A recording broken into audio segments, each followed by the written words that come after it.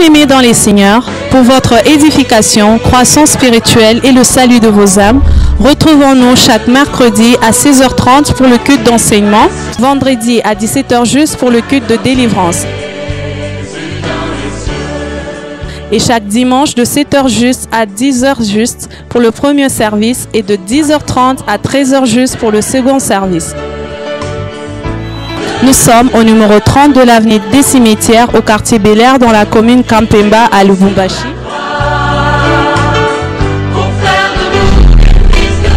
Cordial bienvenue à l'église Bread of Life Congo, paroisse mère, et que Dieu vous bénisse.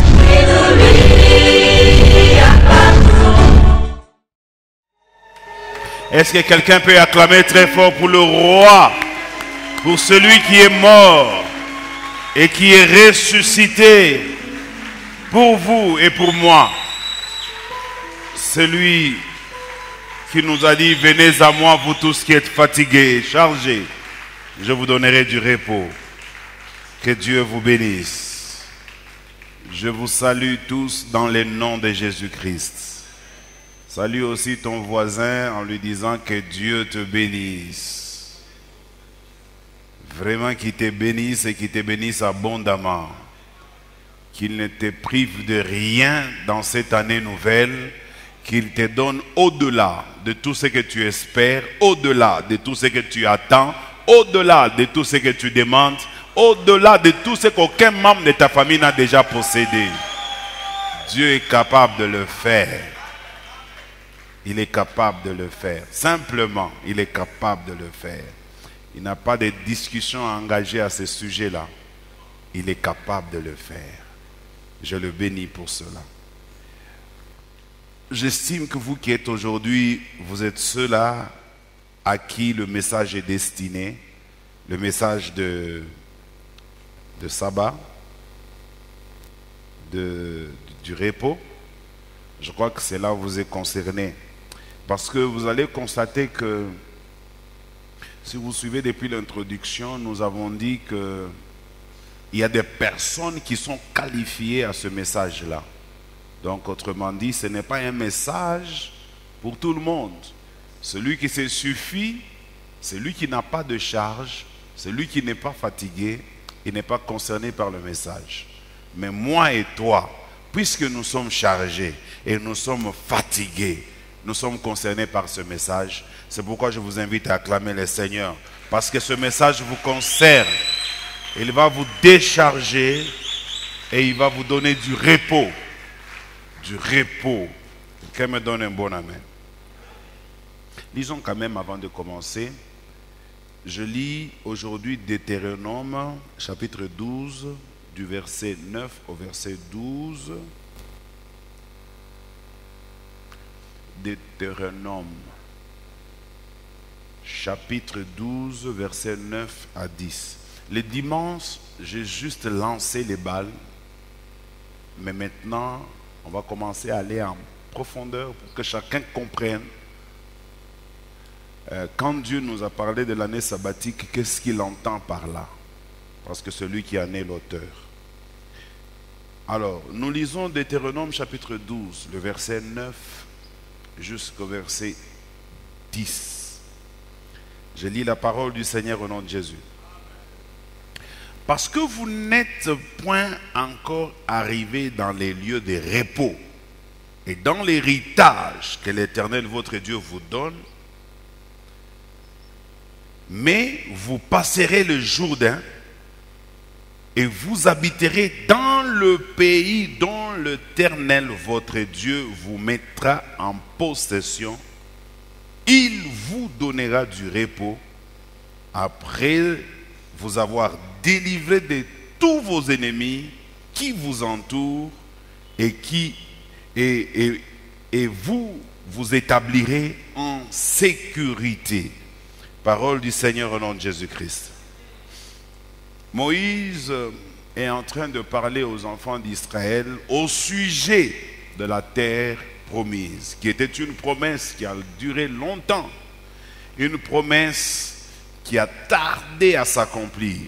Et cette promesse est sur le point d'arriver. Alors Moïse réunit tous les enfants d'Israël et il leur parla à ce sujet-là. Il leur dit exactement, du fait que vous n'êtes pas encore arrivés dans les lieux des repos, c'est le cas de beaucoup d'entre nous aujourd'hui. Nous pouvons dire que nous ne sommes pas encore arrivés dans notre repos, dans notre lieu de repos. Par lieu de repos, il y a beaucoup de compréhension que nous pouvons tirer par là. Il y a quelqu'un d'autre, son lieu de repos, c'est un mariage. Dès qu'il entre dans un mariage, c'est vraiment pour lui un lieu de repos. Parce qu'il y a des gens, quand ils vivent chez eux à la maison, vraiment, ils vivent à couteau tiré. Alors quand il entre dans son mariage, et quand Dieu te donne un bon mariage, ça constitue vraiment un repos pour toi. Et je crois que les jeunes filles seront d'accord avec moi, la plupart d'entre elles, elles ne cherchent qu'un homme qui va les aider à entrer dans leur repos. Un homme qui va vraiment être un homme responsable. Je parle avec beaucoup de jeunes filles. Quand je parle avec elles, elles me disent toujours que les critères de l'homme qu'elles veulent épouser, elles veulent que ce soit premièrement un homme qui marche dans la crainte de Dieu. Parce que quand tu n'as pas un homme qui marche dans la crainte de Dieu, c'est que tu n'as vraiment pas les repos. Je suis un homme marié, je connais de quoi je parle. Pour avoir le repos dans le mariage, il faut avoir un homme qui craint Dieu. Vice versa, même quand on est marié, pour avoir le repos dans votre mariage, il faut avoir une femme qui craint Dieu. Quelqu'un me donne un bon amen? Alors, le mariage est un lieu de repos pour certains.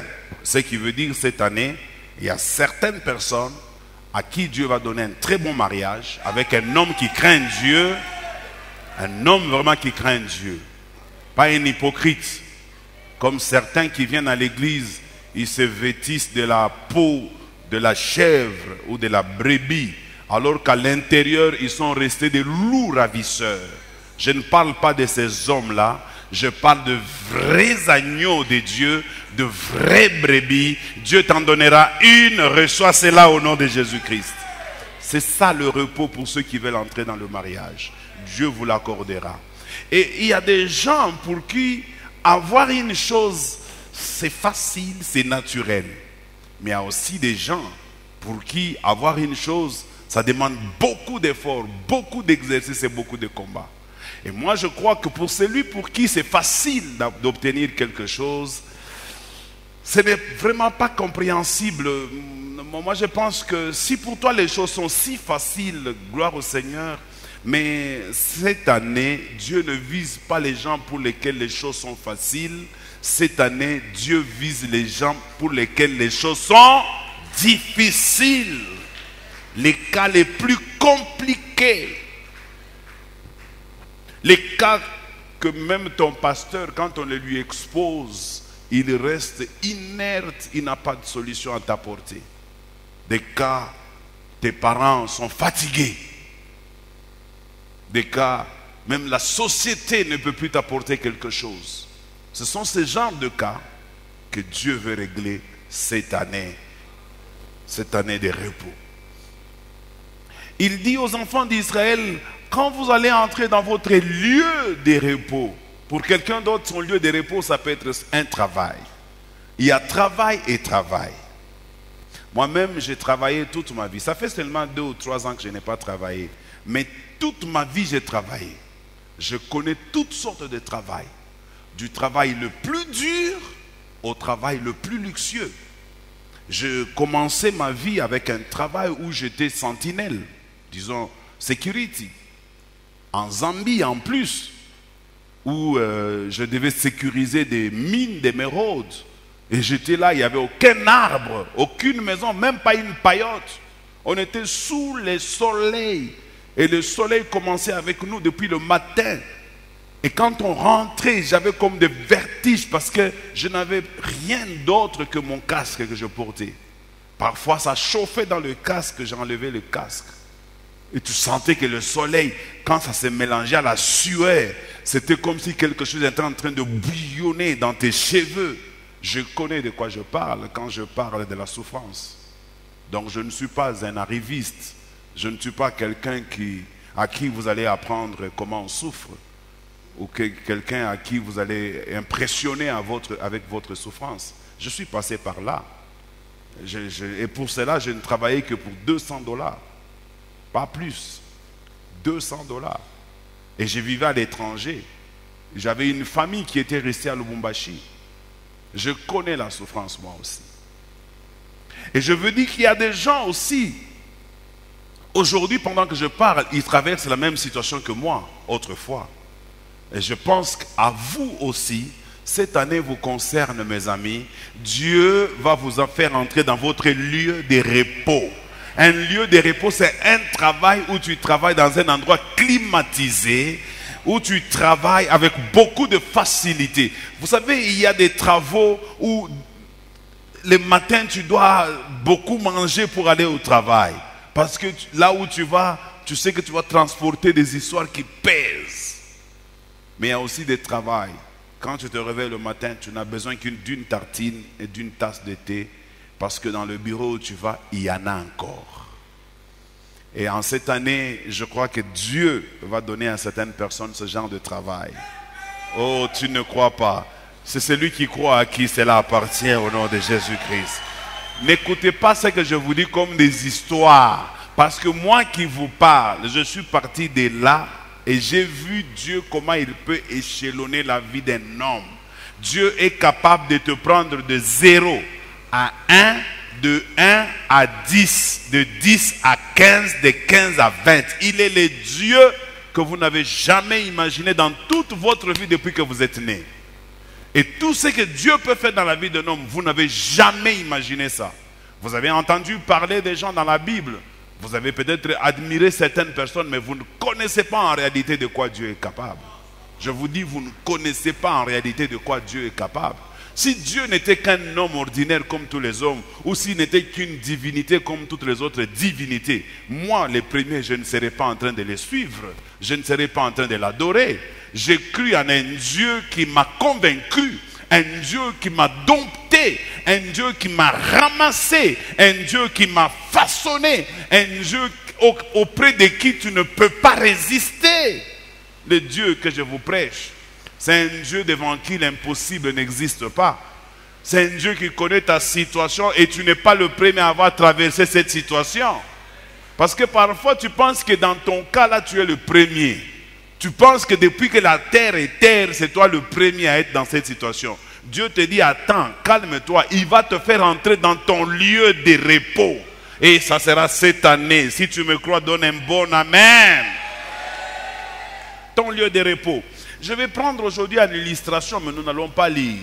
L'histoire de la femme qui avait une charge, qui était courbée, qui faisait 18 ans de souffrance, qui était aussi fille d'Abraham.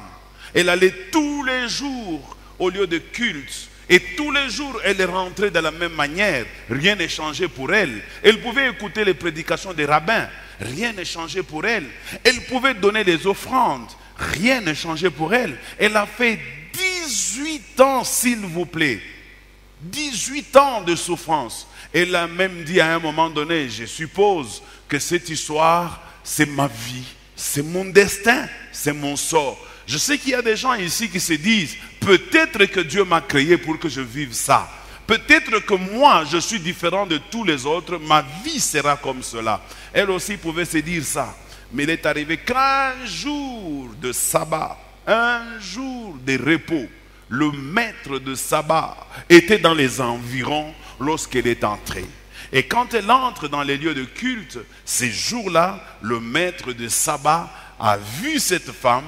Il a fait venir cette femme devant elle, devant lui plutôt, et il a dit à cette femme, redresse-toi. Oh là là, je vais dire amen à Dieu. Il dit à cette femme, redresse-toi. La femme s'est redressée, elle qui était courbée, tout le monde la savait, courbée parce qu'elle avait une sorte de charge sur ses épaules. Je crois que vous voyez de ce genre de personnes dont je parle. Et ce jour-là, cette femme a reçu sa délivrance par celui qui nous a dit aujourd'hui aussi, venez à moi, vous tous qui êtes fatigués et chargés, je vous donnerai du repos. Je ne parle pas de quelqu'un qui va tenter de vous donner du repos. Je ne parle pas de quelqu'un qui va essayer de vous donner des repos, mais je parle de quelqu'un qui sait comment on donne les repos. Avant que je ne vous donne une illustration que j'ai trouvée aujourd'hui, écoutez les 5 éléments que j'ai retenus dans ces textes. 5 éléments et je termine mon message. 5 éléments. Le tout premier élément que je vois dans ce texte, c'est qu'on dit, vous n'êtes point encore arrivé dans les lieux des repos et dans l'héritage que l'Éternel votre Dieu vous donne. Ça veut dire, le premier point, c'est Dieu qui fait la promesse et c'est Dieu qui l'accomplira. Donne-moi un bon amen. C'est Dieu qui fait la promesse et c'est Dieu qui l'accomplira. Pourquoi Dieu nous fait des promesses? Pourquoi il ne peut pas seulement venir comme ça et nous bénir? Pourquoi il doit d'abord nous annoncer une chose avant que la chose n'arrive? Pourquoi il doit d'abord parler avant d'agir? Eh bien, je vais essayer de répondre à toutes ces questions. Dieu préfère parler avant d'agir, il préfère proposer, il préfère prophétiser, il préfère déclarer, il préfère annoncer avant que la chose n'arrive pour que quand la chose va arriver, qu'il n'y ait pas de discussion. Je dis bien pour qu'il n'y ait pas discussion. Vous savez, si par exemple moi, en marchant avec Dieu, Dieu ne m'avait jamais parlé de certaines choses et que j'ai fourni beaucoup d'efforts et qu'au bout d'un certain temps, j'ai réussi à obtenir certaines choses, quelle serait mon attitude? C'est que j'ai travaillé et j'ai obtenu. C'est pourquoi je travaillais. Je donnerai gloire à mon effort, au travail de mes mains. Je donnerai gloire à ce que j'ai fait personnellement. Mais si par exemple, la chose lorsqu'elle n'était pas encore prévisible, quelqu'un me l'avait déjà annoncé, le jour que cela arrive, je me souviendrai qu'il y a quelqu'un qui me l'avait annoncé, au lieu que je puisse me perdre avec le plaisir et la gloire de la chose que j'ai obtenue, en me souvenant que cette chose ne vient pas de moi, il y a quelqu'un qui me l'avait prophétisé, qui me l'avait annoncé, mon attitude change. Au lieu que je puisse m'engouffrer dans la gloire, je me retournerai vers lui pour dire, toi, tu es véritablement Dieu, parce que ce que tu avais dit vient de se réaliser aujourd'hui. Quelqu'un me donne un bon amen. C'est la raison pour laquelle Dieu vous annonce avant.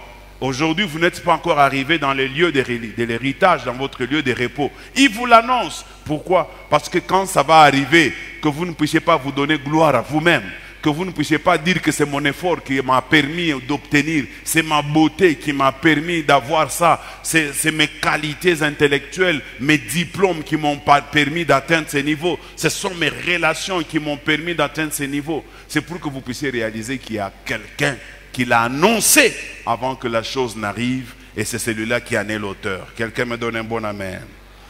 Alors, la première chose déjà, c'est là, c'est Dieu qui donne la promesse. La deuxième chose que je vois dans le texte, c'est que dans ce texte, on parle du passage du Jourdain avant d'entrer dans le lieu de repos. Le passage du Jourdain avant d'entrer dans le repos. Ça veut dire quoi? Ça veut dire, le repos est une promesse qui s'accomplira cette année, qui ne sera pas pour l'année prochaine, pour cette année. Dieu a fixé des limites de cette parole, de cette déclaration, de cette promesse. Il dit de telle période à telle période, voilà ce que je suis capable de faire. Mais à nous maintenant, d'aller vers l'accomplissement de sa promesse. Comment allons-nous y aller? En fournissant aussi quelque chose. Quand je vous ai donné le texte de base, qui dit comment? Venez à moi, vous tous qui êtes fatigués, et je vous donnerai du repos. Il y a là le verbe venez à moi. C'est un verbe actif. On vous demande de faire un effort. Parce que si vous ne fournissez pas de votre part un effort, le repos est garanti, mais vous resterez avec votre fatigue et votre charge. Donc il y a d'une part la promesse du repos, de l'autre, il y a l'état dans lequel vous vous trouvez. Vous avez la fatigue, vous avez la charge, le fardeau. Mais entre la promesse et vous, il y a un Rubicon, il y a un passage. Les deux ne sont pas collés. Il y a la promesse, il y a aussi vous. Vous êtes quelque part. Vous n'êtes pas encore arrivé, mais vous devez arriver dans entrer à prendre votre possession, entrer dans votre promesse, jouir de toutes les choses. Vous devez faire un effort. Quelqu'un me donne un bon amen. Pour paraphraser l'ancien Mike qui a dit, effectivement, le repos dont on parle ici, ce n'est pas un repos de sommeil. Ce n'est pas un repos de croiser les bras. Ce n'est pas un repos de ne rien faire. C'est un repos que nous devons aussi, d'une manière ou d'une autre, faire un pas vers le repos. Parce que quand on dit viens, c'est un appel. Et chaque appel nécessite une réaction. Quand quelqu'un on l'appelle et qu'il refuse d'aller, il n'arrivera pas là où on l'appelle. On peut te dire Karibu Kumeza, mais tu ne fais aucun geste, tu restes dans ton lit. Eh bien, ce n'est pas le Mesa qui viendra vers toi. Tu vas te réveiller, tu dois te laver les mains et tu dois aller manger. Même manger, c'est un effort. Regardez les malades. Ils ont du mal à manger. Vous pouvez leur donner même la nourriture qu'ils ont toujours admirée. Mais vous vous rendez compte qu'ils ne savent plus manger. Moi, j'ai vu des malades à qui on fait manger la nourriture. Un grand monsieur ou une grande dame mais n'est plus à mesure de se nourrir par lui-même. Parce que même manger là, c'est un effort qu'on fournit. Prendre le foufou dans la main, commencer à le malaxer dans la main, c'est un effort que tu fais. C'est un effort. Il y a des gens qui n'ont même pas l'effort de fournir aussi pour malaxer les foufous. Ils les mangent tels que... Bon, la plupart des Quinois, quand on était... Pas vous les Quinois qui êtes des Katangais. Les Quinois, quand j'étais aux cités universitaires. Parce que quand on était aux cités universitaires, la plupart des gens qui étaient au campus, c'était des gens qui venaient de Kinshasa. Alors, ils aimaient beaucoup le foufou, mais ils l'appelaient le bunga. C'est comme ça qu'ils appelaient ça. Ils aimaient le bunga. Maintenant, comment eux, ils mangeaient le bunga? Ils vont le préparer comme nous, on le prépare. Mais avant de le manger, ils prennent leur ndundala, ils mettent ça ensemble avec le foufou. Ils prennent les couteaux, non, la cuillère ou la fourchette, ils commencent à manger ça comme si c'est du riz. On dit, non mais messieurs, chaque nourriture a son mode d'emploi. Vous abusez du bunga. Le bunga, on ne le mange pas comme ça. Il faut le malaxer. C'est un effort qu'il faut fournir. Alors un jour, j'étais avec eux, on commençait à manger, ils ont pris le bunga. Je voulais leur apprendre comment le malaxer. Ils ont trouvé que ça prenait beaucoup de temps. Ils m'ont dit non, nous on est pressés, on ne peut pas attendre jusqu'à ce qu'il soit comme toi tu le veux. On le mangera comme tel. Donc même le foufou, le bunga, il faut le malaxer. C'est un effort, c'est un exercice. Quelqu'un me donne un bon amen. Donc c'est à toi de venir traverser les Jourdains pour accéder à ton lieu de repos. Je sais que pour certains, leur lieu de repos, c'est peut-être la délivrance financière. Tu sais, quand tu n'as pas assez d'argent, tu es limité. Je l'ai dit les dimanches. Quand tu es locataire, je ne me moque pas de toi, moi-même je suis un grand locataire. Même l'église ici a été locataire pendant 10 fois. Donc, locataire, c'est une étape. Mais un locataire, permettez-moi de vous parler, si vous êtes là, vous n'êtes pas libre. Vraiment, vous n'êtes pas libre. Moi-même, je suis locataire. Un locataire, quand il entre dans la maison, surtout si le bailleur est dans les environs, il ne frappe pas la porte de n'importe quelle manière.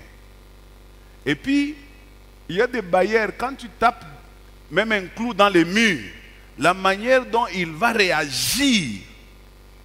Moi, j'avais un bailleur, quand tu tapes un clou dans les murs, il tape comme ça dans les clous. Il dit, nyumba. Donc, quand on est locataire, on est un peu limité. Et puis, quand on est locataire, c'est que les locataires n'aiment pas, c'est que le mois termine. Ils auraient bien voulu qu'on reste les 20 éternellement. Comme ça, au moins, ils ne peuvent pas payer. Moi, j'ai un locataire ici qui est chez moi. Il n'a pas encore payé, ça fait, je crois, bientôt 2 ans. Je vais les chasser. Ils voulaient profiter de moi. Bon, parce qu'il me trouve pasteur, il sait que je ne peux pas les scandaliser. Il en profite. Il en profite. Mais normalement, un locataire, c'est quelqu'un qui doit être en règle avec le propriétaire de la maison. Et c'est une sorte d'esclavage. C'est une charge. C'est une charge. C'est vraiment une charge. L'argent là, tu t'es déjà imaginé une fois si tu n'avais pas de maison à payer. Tu ferais avec beaucoup de choses. C'est comme si tu travailles pour quelqu'un. Écoute, il y a quelqu'un qui travaille, on le paye $200. Et il habite une maison de prénom $80. Donc quand tu viens avec ton salaire, $200, déjà d'avance, $80 ne t'appartient pas. Donc toi tu as travaillé, le bailleur n'était pas là, il ne connaît même pas là où tu travailles. Mais à la fin du mois, dans ton salaire, il a déjà $80. Vous êtes déjà, vous aussi, fatigué de cette situation. Et Dieu me dit de vous dire ce soir que vous êtes concerné par le message du repos et que c'est possible cette année qu'il puisse vous faire entrer dans votre repos. Vous savez, tout est possible à celui qui croit. On a fait des raisonnements avec les serviteurs. Vous savez, cette église, on l'a conçue dans combien de mois? Moins d'une année. Dans moins d'une année. Ça vous étonne? Dans moins d'une année? Parce que tout ça, on a fait l'année passée. Tout ça, on a fait l'année passée. Là devant, on a fait l'année passée. Au-dessus, on a fait l'année passée. Même les pavements, on a fait l'année passée. Le balcon, on a fait l'année passée. Ça, on a fait l'année passée. Donc, dans une année, on a fait une église. Tout est possible à celui qui croit. Tu n'as pas besoin de 5 ans pour avoir une maison.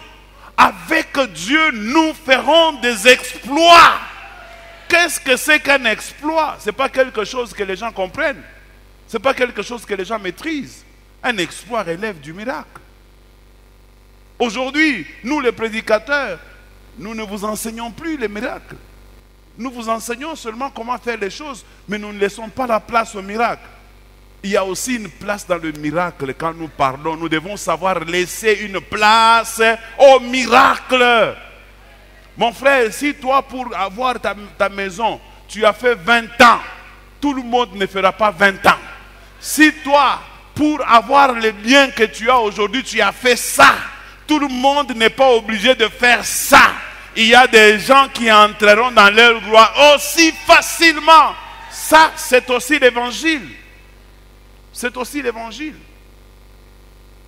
Alors, je reviens à mon texte. Je disais, il faut traverser le Jourdain. Je considère le Jourdain comme étant l'effort à faire. C'est l'étape qui te sépare du lieu de repos. Je ne sais pas quelle est pour toi l'étape qui te sépare de ton lieu de repos. Je ne sais pas comment est-ce que tu estimes cette grandeur d'obstacles devant toi. Oh, ça me rappelle une fois, toujours le même Jourdain, avec un homme qu'on appelait Élie. Quand il est arrivé devant le Jourdain, il n'avait qu'à frapper le manteau. Et le manteau avait scindé le Jourdain en deux. Il a traversé le Jourdain. Le même Jourdain, Élisée, quand il était de retour, il a utilisé le même manteau, il a frappé, lui aussi il est parti. C'est le même Jourdain que Jésus, lui, n'a pas utilisé de manteau. Il a marché dessus. Ça veut dire, si tu n'as pas de manteau, il y a d'autres moyens que Dieu peut utiliser pour te faire traverser ton Jourdain. Quel que soit l'obstacle devant toi, nous avons un Dieu capable de nous faire traverser cet obstacle, peut-être de la manière que personne d'autre n'avait jamais fait avant nous. La foi, moi j'aime beaucoup la foi, vous savez. Et j'aime beaucoup apprendre autour de la foi. Le premier secret de la foi, arrêtez d'écouter les gens et d'écouter leurs considérations. Parce que quand quelqu'un a la foi et qu'il se met à écouter autour de lui, ceux qui sont autour de lui, s'ils n'ont pas la foi, ils vont affecter sa foi. Je vous dis, ne sous-estimez pas Dieu. Honorez-le, respectez-le, il est Dieu. Quand il fait des choses, Dieu profite quand vous faites quelque chose, lui aussi fait quelque chose. Quand vous ne faites rien, Dieu ne fait rien. Mais quand vous faites quelque chose, c'est derrière ce que vous faites là que Dieu fait aussi quelque chose. Ne croisez pas le bras parce que c'est le repos. Faites quelque chose. C'est derrière ce que vous allez faire que Dieu va vous faire entrer dans votre repos. Vous vous dites peut-être que je n'ai pas tous les moyens. Ce n'est pas un problème de moyens. Je vous ai donné l'exemple de l'église. On n'a jamais eu de moyens. Les anciens sont là. Je ne mens pas, je dis vrai. Nous n'avons jamais eu 30 000 $ dans cette église. Jamais. Un jour, j'ai vu quelqu'un qui me dit, mais papa Nenga m'a un million. Hein? Mais non, mon million. On n'a jamais eu 30 000 $, même pas 20 000. 20 000, pas on a construit cette église comme l'enseigne de Mike vient de vous dire, avec les offrandes de dimanche et les offrandes de mercredi. Et je le répète, nous n'avons pas jusqu'ici, peut-être quelque, mais ici, on a reçu de l'argent de personnes. De personnes dans la ville ou à l'extérieur. De personnes. Et vous savez, les offrandes que nous recevons par jour, dimanche, c'est 300 000 francs. Mon papa aimait qu'on parle. Les mamans et les papas qui travaillent aux finances sont là-bas. Si je mens, ils diront que je mens.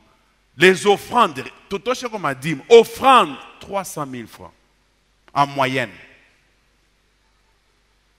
C'est avec ça que nous avons construit l'église. Parce que nous avons cru. Nous connaissons. Mungu anapendaka kumujaribu. C'est quoi kumujaribu mon français? Kumweka à l'épreuve. On va nous mettre à l'épreuve. On dit Mungu, kama wenjo Mungu. Moi je vous donne mon exemple. La maison là où j'habite aujourd'hui. Aujourd'hui quand tu passes là-bas, tu te dis mais oui, bon, on a l'art, moi, ma gym. Frère, j'ai dû acheter cette maison-là à 2 000 $, cette parcelle. 2 000, 2 300. Et les parcelles là, 2 300. Je n'avais plus d'argent. J'étais resté avec 700 $. On m'a vendu la barrière à 500 $. Et les 700 000 ont barrière. Et les 200 000 ont gravier dans ciment. Sur ma parcelle, la première chose mise en valeur, il y a une barrière. Donc, les gens se moquaient de moi au quartier là-bas. Ils disent, faut y ma gym. Je ne peux pas barrière. Et ma barrière a fait à peu près une année. Pas barrière. La deuxième chose que j'ai ajoutée, une guérite. Je suis attaché aux barrières. J'ai amené mon épouse là-bas. En Angaria, ensemble. Afoué, hein? On a la makuta.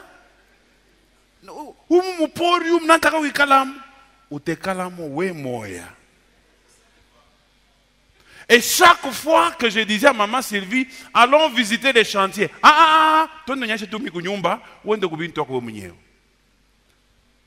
Un homme de foi n'écoute pas ceux qui sont autour de lui. Il voit de l'avant, il n'écoute que sa propre voix et sa propre volonté. Ayez de la foi. Cette année, Dieu peut vous faire entrer dans votre repos. Aujourd'hui, regardez chez moi.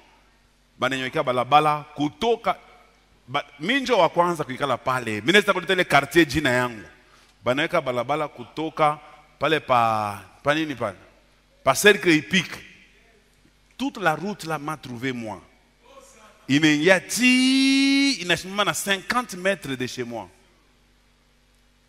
Kisha hapa tu unasema na wewe baneka goudron mubuivi na mamioto inje bana tracé na mbalabala nikusa mbulaya. C'était par la foi. Par la foi. Un homme de foi prend des risques. Un homme de foi ne mesure pas les dangers. Toi, ton problème, c'est que tu mesures toujours les dangers. Est-ce qu'il y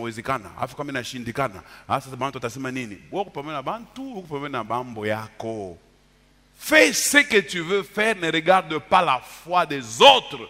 Regarde ta propre foi. Dieu dit, vous passerez le Jourdain. Après avoir passé le Jourdain, Dieu vous mettra en possession. Vous ne pouvez pas entrer en possession si vous n'avez pas encore passé le Jourdain. Chacun de nous a un Jourdain. Cette année, moi aussi j'ai mon Jourdain. Toi aussi cherche quel est ton Jourdain. L'évolution dans la vie d'un homme commence par la prospection de ce qui se trouve autour de lui. Tu veux aller loin, regarde qu'est-ce qu'il y a autour de toi. Tu veux réaliser quelque chose, regarde qu'est-ce qu'il y a autour de toi. Qu'est-ce que tu as autour de toi, mon frère? Ma soeur, qu'est-ce qu'il y a autour de toi? Autour de toi, tu peux trouver des hommes. Mais regarde quels sont les hommes qui peuvent t'accompagner dans ce que tu veux faire. Autour de toi, il n'y a pas que des hommes. Tu peux aussi trouver de l'argent autour de toi. Fais d'abord la prospection de ce qu'il y a autour de toi. Autour de toi, il y a non seulement le danger, parce que le problème avec vous, c'est que vous voyez que le danger, malgré que le danger est aussi autour de toi, mais fermez les yeux sur le danger. N'est-ce pas qu'on vous enseigne toujours que devant un obstacle, ne regardez pas la grandeur de l'obstacle, mais regardez la grandeur de votre Dieu. Ne regarde pas les obstacles. Il y en a, je sais. Mais qu'est-ce qu'il y a autour de toi? Mais il y a aussi Dieu autour de toi. Dieu est autour de toi. Qu'est-ce qu'il y a autour de toi? Il y a aussi la parole de Dieu qui est autour de toi. Qu'est-ce qu'il y a autour de toi? Il y a la prière autour de toi. Qu'est-ce qu'il y a autour de moi? Il y a aussi la déclaration autour de moi. Qu'est-ce qu'il y a autour de moi? Il y a la foi autour de moi. Qu'est-ce qu'il y a autour de moi? Il y a l'engagement autour de moi. La détermination pour celui qui veut réussir. Voilà les choses qui doivent t'animer en cette année de repos. Le repos est certain, mais avant de l'avoir, il y a un effort à fournir. Même si c'est Dieu qui travaillera pour nous. Je vous ai donné le cas de l'Église. Comment Dieu a travaillé pour nous. Mais est-ce pour autant que nous avons croisé les bras? Non. Nous avons fait quelque chose et Dieu a fait quelque chose. Comment il a multiplié les... Rilata tu rimoe richokwe kap. Rimoe. Riguna $100. Donc, quand on a iba rilata rimoe leo, on a komboka. Et je vais vous dire une chose. Vous savez que moi, dans ma vie, je n'aime pas la facilité. J'aime les choses qui sont difficiles et les choses qui coûtent. Vous voyez les briques ici, ce sont les plus chères de la ville. Mais il y a aussi d'autres briques dans la ville. Il y a des gens qui sont venus me dire, papa, nous connaissons un endroit, on fabrique des briques. Je dis, restez avec vos briques. Il y en a tellement un qui a beaucoup insisté, je dis, on prend quand même. Mais quand on a pris, on a senti que c'est différent de ça. On en a eu, ça m'a déjà crépissage. Ça m'a comme jiba. Il faut aimer l'excellence. Et l'excellence a un prix à payer. Il ne faut pas, oh non, on a eu machikou, crise, njopale, mina décidé tout. Ça c'est quoi ça? C'est quoi ça? Hein?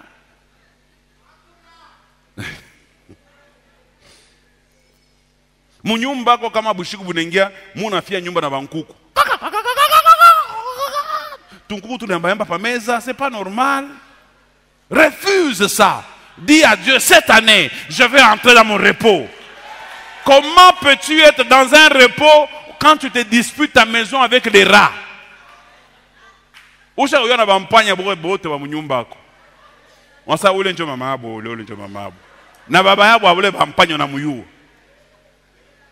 Est-ce que c'est normal? Est-ce qu'avec un rat, tu peux être en repos? Un jour dans ma souffrance, C'est comme ça, moi, quand je vois les rats même dehors chez moi, pas qu'à moué. Je prends tous les traits, pas qu'à moué m'pagne. Chez mon pendak. Un jour, dans ma souffrance, na fika tu veux pantalon, paf, mi mon pantalon, mi n'engage pantalon tout bien, papa, ni quoi me compte descendre na pantalon quoi ça mon aine. Mi n'engage mon pantalon, comme mon compagne, t'en as mon aine pas cap. M'pagne ça on était sur ça dans mon vie, c'est pourquoi je ne l'aime pas.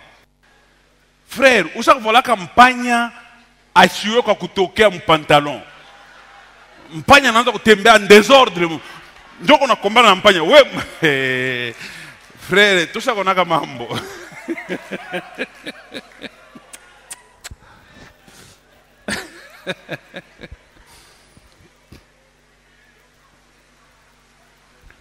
Tu vois, colère moi ni kunayo, que je vais vous dire, que Dieu me prête vie et qu'il nous donne des moyens. L'excellence qu'on va faire dans cette église. Je me souviendrai toujours de Abale Bampushi Barinyangu Kiaka. Nous avons une colère. Plus jamais ça. Plus jamais ça. Bale doit dire Shirkisha Sana Bale. C'est pas possible, pas jusqu'à ce niveau-là. Mouloji anaweza kufanya kintu pour que vous décourager. Mais à Chiou, à ce moment qu'il kintu ndio kinaweza kukubooster. Tout ce que l'ennemi est en train de faire contre toi, que ça puisse te booster. Que l'ennemi qui croyait qu'il va te retirer la force, que la force augmente. Que l'ennemi qui pensait qu'il va te décourager, que le courage augmente. Que l'ennemi qui pensait que tu vas arrêter, que tu continues. Que l'ennemi qui pensait qu'il va t'enterrer, que tu ressuscites. Que l'ennemi qui pensait que ce qu'il t'a fait là c'est fini, exploite ce qu'il t'a fait pour aller de l'avant.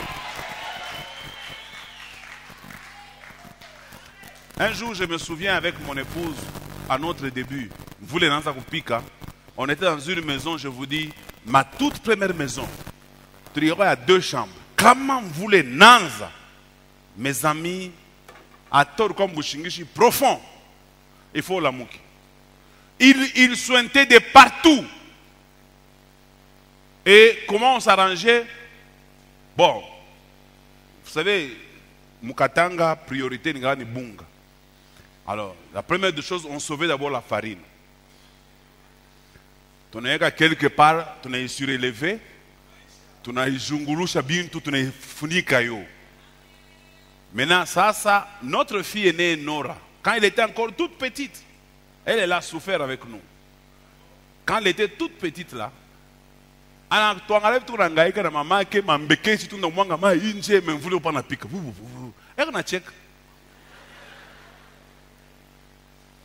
il faut que tu passes par une étape pour que tu prennes la décision de sortir de cette situation et de dire plus jamais ça.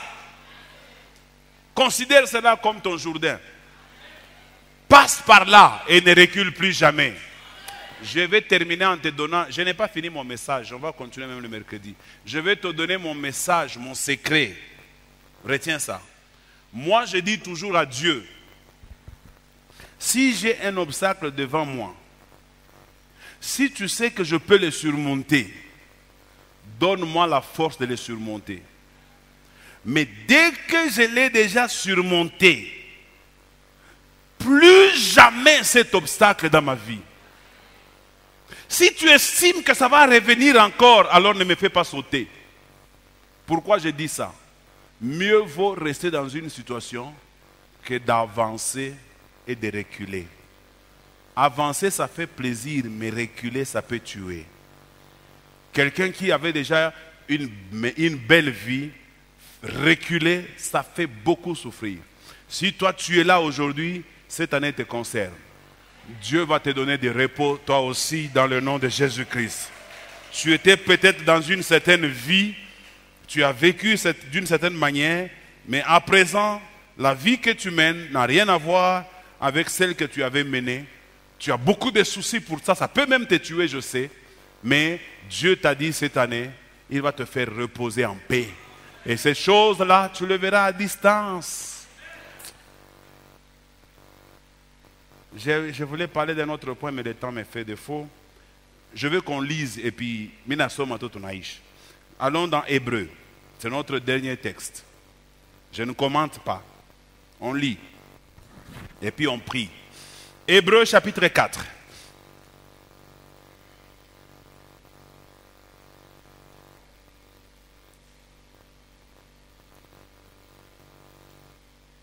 Ok? On va lire à partir du verset 10 jusqu'au verset 11. On y va.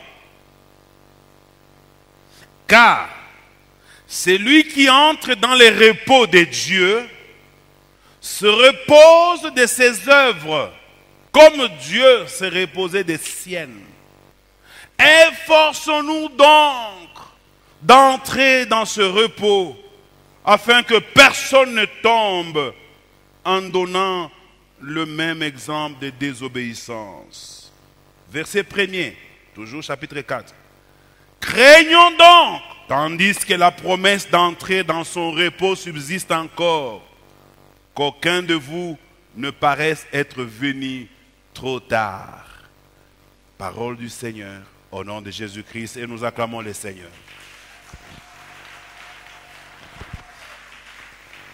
Tu peux prendre ces passages, tu peux aller les méditer à la maison, ces 3 passages, ces 3 versets, va les méditer à la maison, ils parlent de toi.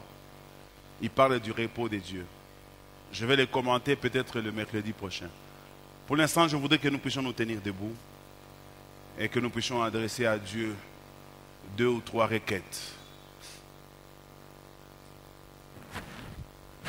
Voici ma première requête que je vais te donner. Tu vas dire à Dieu, Seigneur, je veux être une référence. Je veux être une référence. Vous savez, Dieu a besoin de gens qui ont une détermination, des gens qui ont, j'appelle ça, il y a un terme là en français qui est très difficile, je vais quand même l'utiliser, mais je vais l'expliquer après, la hargne. La hargne, c'est plus que la détermination. Donc la hargne, c'est comme si ça vient de l'intérieur du ventre. Ça vient de là. La hargne, c'est une détermination intérieure qui n'a pas besoin de beaucoup parler ou de dépenser de l'énergie, mais qui se concentre uniquement sur le but. Les boxeurs l'utilisent beaucoup, la hargne. Quand ils sont en train de se battre, il faut dégager cette hargne-là pour se battre. Il y a un boxeur, il ne faisait jamais 2 rounds. On lui a posé un jour la question, quel est ton secret? Il dit, chaque fois que moi je me bats, je me dis peut-être que celui qui est en face de moi, c'est mon père. Parce que j'ai grandi sans père. Mon père nous a quittés quand j'avais 2 ans. Je ne le connaissais pas et nous avons souffert beaucoup avec ma mère. Quand j'ai grandi, j'ai haï mon père. Alors chaque fois que je passe dans la ville, je me dis peut-être c'est celui-là, peut-être c'est celui-ci. Alors quand je suis dans le ring, je me dis peut-être c'est lui qui est en face de moi qui est mon père. Alors je dégage la hargne et je tape mes adversaires, ils n'arrivent pas à arriver au 2e round. Je veux que quelqu'un aussi dise à Dieu, Seigneur, je vais avoir la hargne pour cette année de réussir, d'entrer dans mon repos. Parce que Dieu, c'est tout ce qu'il veut voir chez vous. Parce qu'il dit, venez à moi. Alors, en venant vers lui, il veut voir la hargne. Il veut voir ta manière de venir vers lui, que ça soit différent de toutes les autres. Il veut voir qu'il y a quelqu'un qui vient d'une manière différente. Il y a quelqu'un qui a écouté ma parole d'une manière différente. Il y a quelqu'un qui est déterminé d'une manière différente. Il y a quelqu'un qui désire la chose d'une manière différente. Prie le Seigneur, au nom de Jésus-Christ.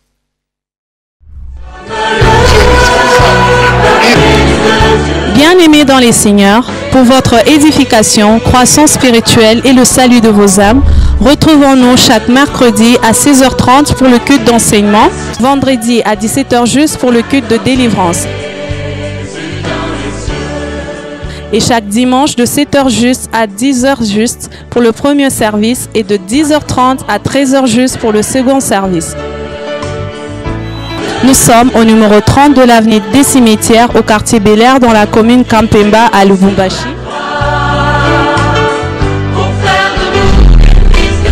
Cordial bienvenue à l'église Bread of Life Congo, paroisse mère, et que Dieu vous bénisse.